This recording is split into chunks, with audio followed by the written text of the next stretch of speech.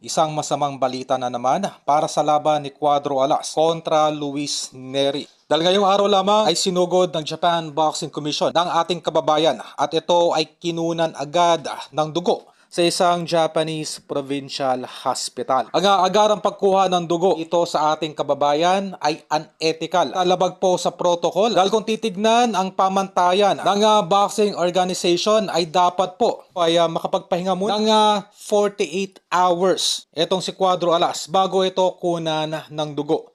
Yan po ang pamantayan sa mga fighters na galing overseas. Para po maiwasan yung jet lag dahil po sa pagod sa biyahe. Illegal yung biglaang pagkuha ng Japan Boxing Commission ng dugo dito sa ating kababayan at pagdala sa Japanese Provincial Hospital. Well, keep in mind po na marami pong virus. Dapat po ay kinukunan lamang ng dugo at hindi po dinadala yung mismong boxer sa mga hospital clinic, para maiwasan yung alumang viral at bacterial infection. Isa lamang ito sa mga pinagdaraanan ngayon ng ating kababayan. At limitado din ng pagkain. Kung mapapansin sa kanyang post ay sa 7-Eleven na lamang ito bumibili ng makakain para lamang masiguro na ligtas ang bawat iniinom at kinakain ng Team Casimero. No choice itong si Cuadro Alas kundi sundin mahigpit at wala sa lugar na utos ng Japan Boxing Commission dahil semi-blacklisted po itong si Cuadro Alas at napatawan na po ito ng ban ng JBC. Kumbaga ito yung gina-justify ng JBC